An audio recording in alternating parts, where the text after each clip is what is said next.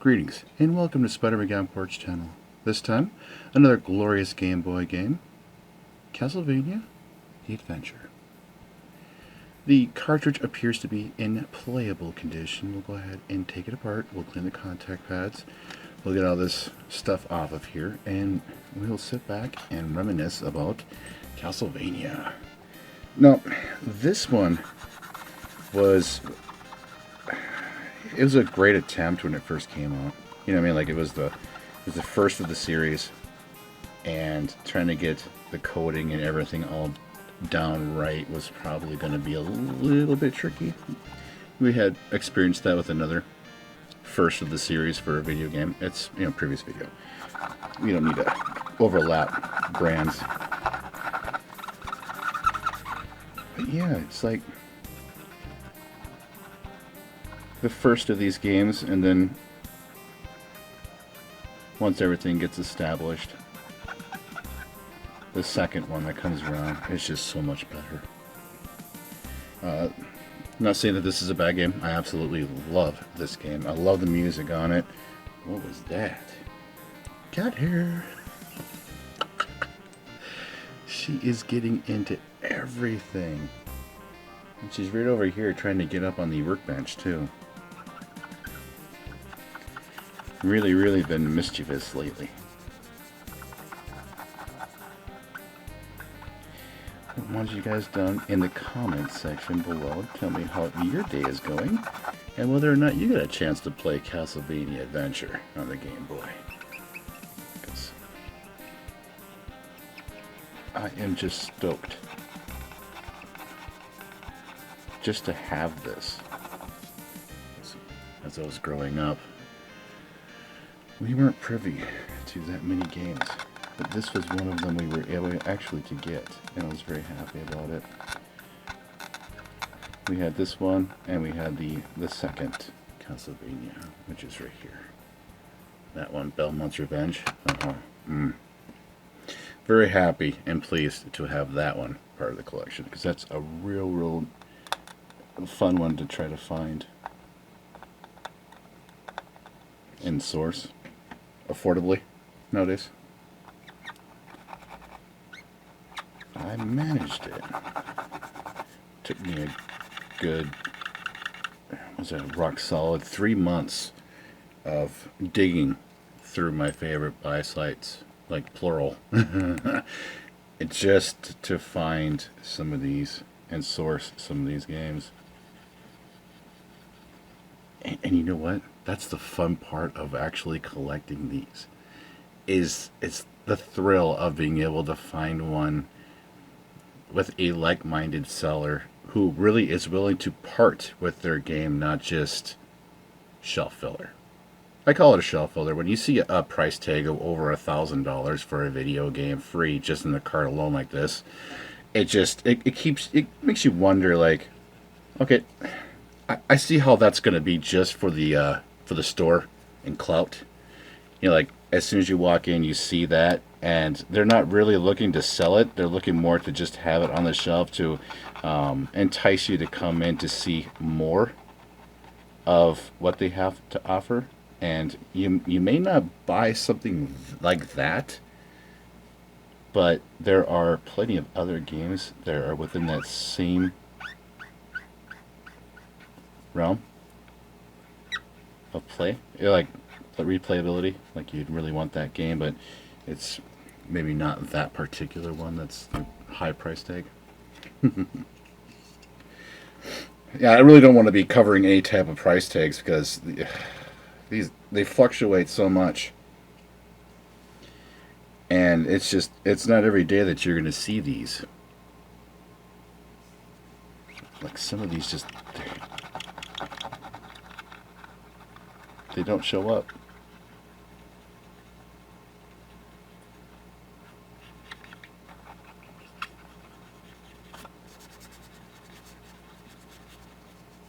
Okay, we're getting that outer shell nice and clean.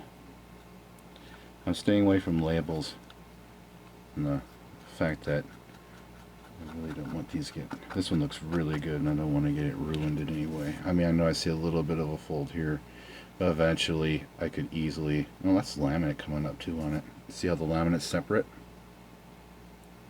So this would be an okay one to wipe down with rubbing alcohol, but since it's already been peeling up there, I don't want to give it any other reason to separate more. Oh. But yeah, we'll play this in the Game Boy Player through the GameCube. I think that'll rock. Okay. Yeah, that straightened up really good, didn't it? Remember, we're looking at just playability. Getting them back to ready to play them really quick. So like you can take it out of the console and put the next one in without it having to be blown on or cleaned in any way. Because that can get a bit obnoxious. And that's why I take these apart, and I don't know, I absolutely love the way the PCBs look on these carts. They're absolutely incredible.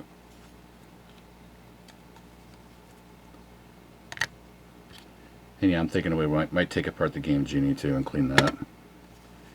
But I don't know, I might make that a separate video. Okay, let's set this right here. Okay, watch your eyes. In 5, 4, 3, 2, 1, I'm going to zoom in. There we go. Yeah, I like that little bit of a hiccup there on that zoom. Okay.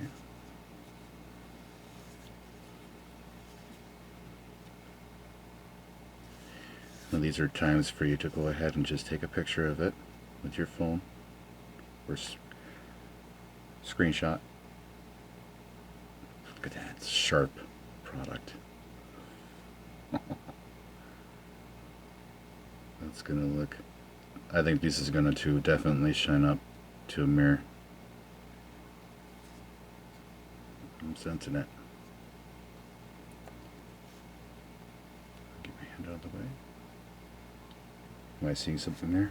I am. Give me 1 second. I spotted something on here. It looks like some board markings.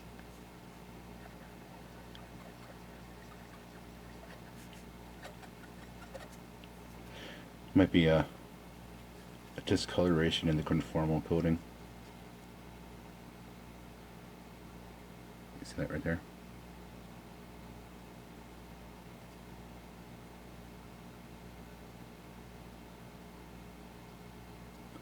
Interesting. Maybe somebody was in here before me and they actually fixed that trace. That's a distinct possibility. It really is. I've had this game for a while now, and I've played it here and there. It's just super complicated to run this one.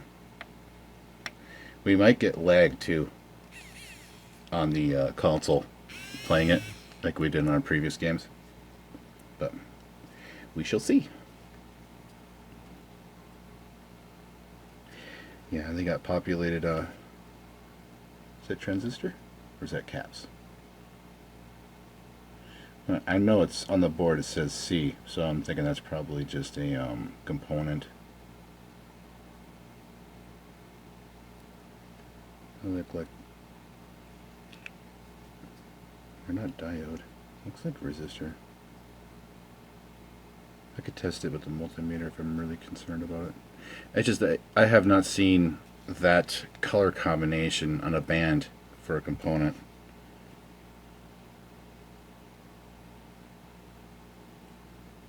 Anyway. I was procrastinating there, just letting this dry a little bit. I really don't want this to smear. And remember to wear your safety glasses. And thank you all so very much for tuning in and watching. It's greatly appreciated.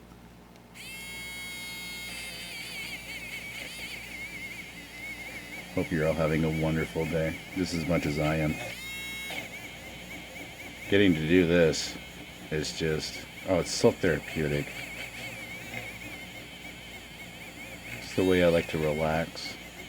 clean the cartridge, and having the additional ability to talk about it and film it and talk with others about these vintage video games. It's so nostalgic.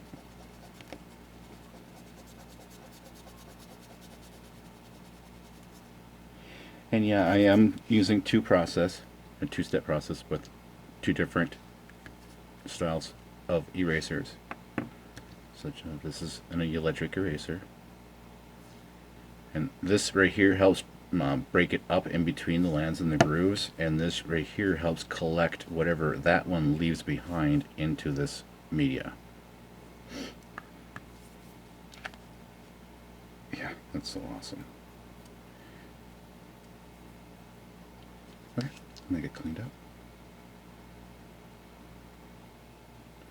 up. Alright, I am back. So our weather patterns finally changed some. Now that we have the white fluffy stuff on the ground. I'll be going out and I'll be grabbing the snowblower. I'll have to, give me a second here. Alright, I'm back.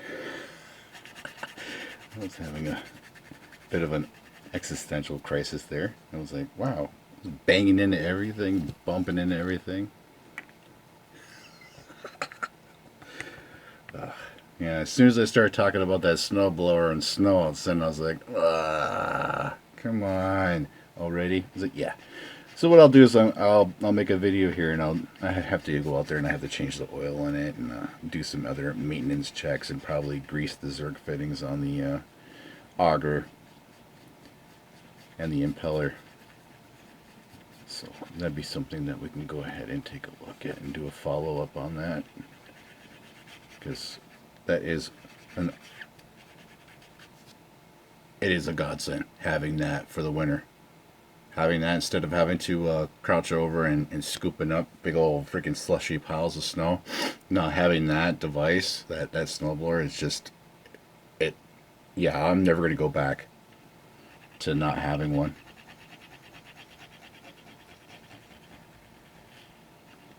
I think we are good. I think we're done. Shine this up as best we're going to get it. It's not going to be a mirror. I was kind of hoping it was going to be, but we're close. Do a little bit more work on it.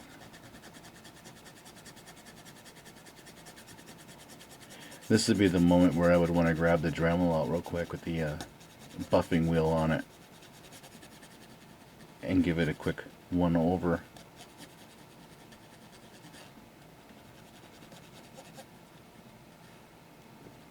This is fine too.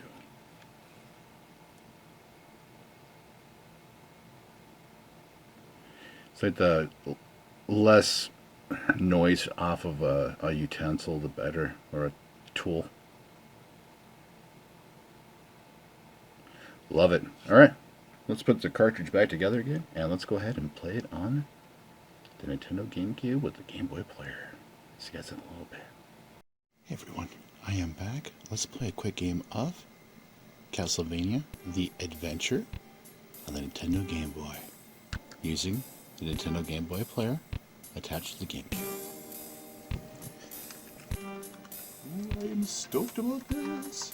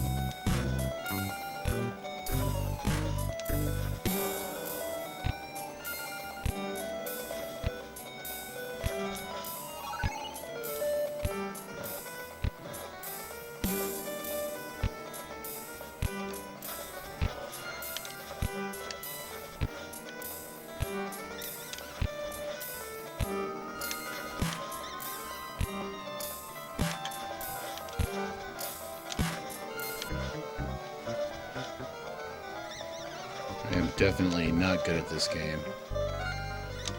But it seems to be running very well.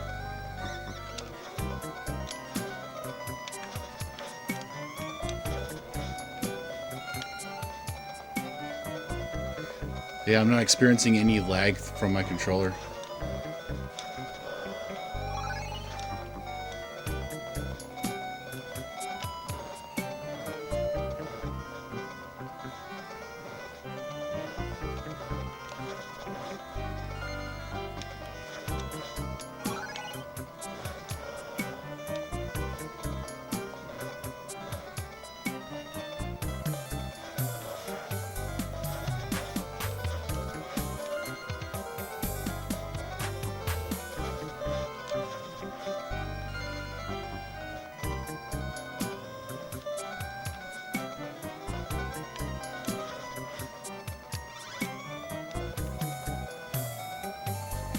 I'm noticing a little bit of artifacts here and there.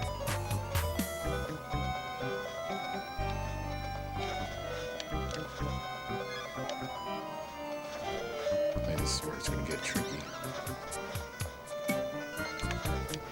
The jumping parts in this one. I hope the timing's right.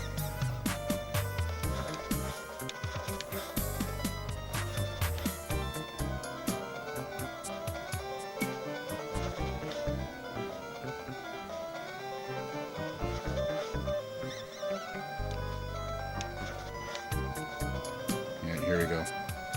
Instead of disappearing platforms, we have these. I wonder if you just walk right across them. I doubt it. Knew that was going to happen.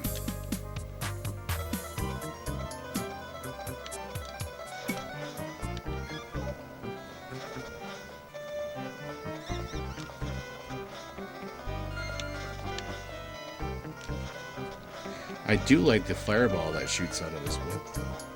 That's really nice. I like being able to have a projectile weapon. There's no sub-weapons in this version of the game. At least not that I'm aware of.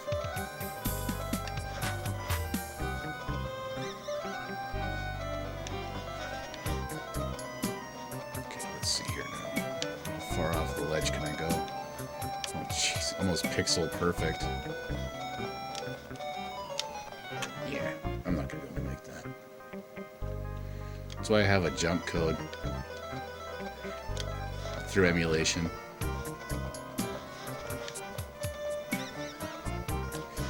And this game is notorious for the not being able to get anywhere in it. For at least for progress. Not for me at least. This level is the easy of the levels.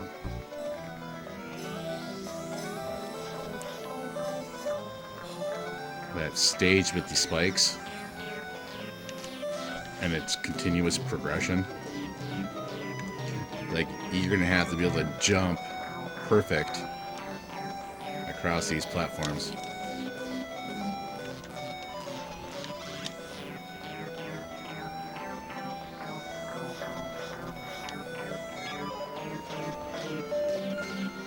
And yeah, I'll have to jump those too. They're like... Yikes.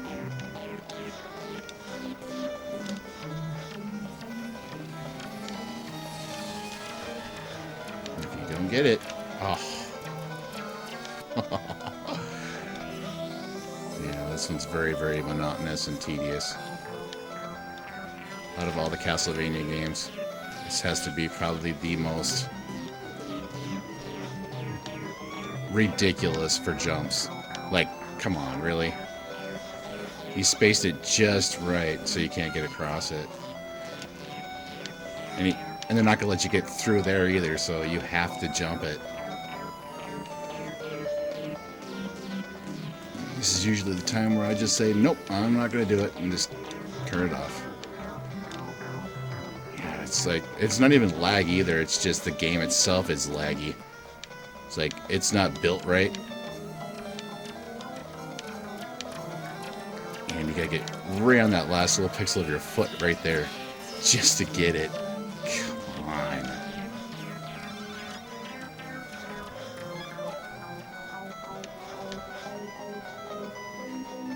Yeah, and you gotta make that too. Come on. For the first level?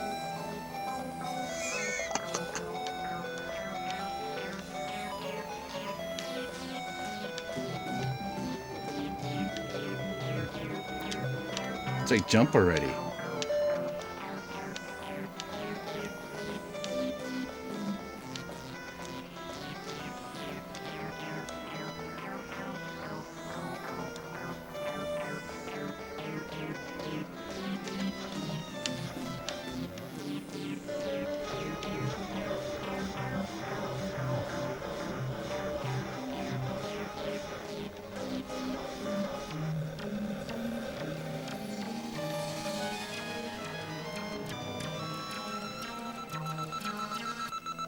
It would take lots and lots of practice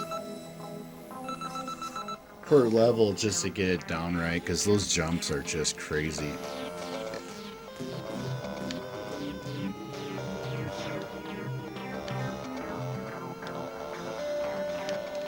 Get away from those bats.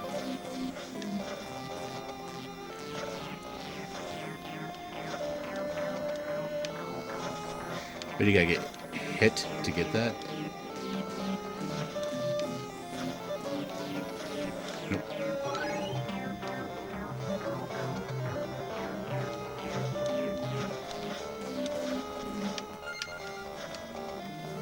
Yeah, look at that glitchiness. And here I thought that was just, you know, bad emulation or improper sync or something, you know, for... But, no, it happens on the Gameboy Player, too. And that's the reason why we test these games out. Yeah, you see that? You can see just non-stop glitchy.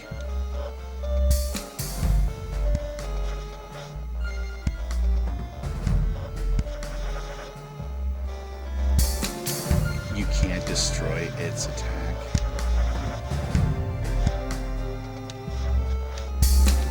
Well, that's fun. Oh man. Yeah, it's definitely Castlevania on the Game Boy. It's not the only game that we played that was the first of the series. Remember, there was another one too that was just absolutely brutal hard to play because of the actual controls. This is so slow and sluggish and just it kind of reminds me of those Tiger handheld toy games from back in the day. You know how they would respond? Well, that's the very laggy response rate of this particular Castlevania game on the Game Boy. Now, see, I would love to do is have a modified version of this so that your sprite, your character sprite, moves more fluidly, because that is just, yeah, very sluggish. Even your attack is fine. I don't mind that at all. The jump is alright, but having to jump on the corner of your foot, the corner of your character's foot. Sorry, I didn't need to yell in the speaker there, or the microphone. But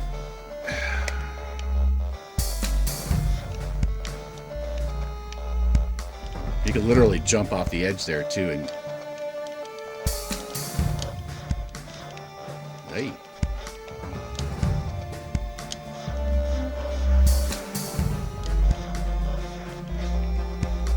Oh yeah, this is gonna be a fun one right here too. All that. What is that? Anyway. There's always gonna be bound, something gonna happen. And it's gonna be a little bit weird. I've even bumped a cartridge of a Game Boy game and had some really strange artifacts happen. And it's like, hey, that's beneficial. It was like skip you a level or two. Nice. But thank you all so very much for watching. Here's a wonderful day. Be healthy, stay safe, happy gaming.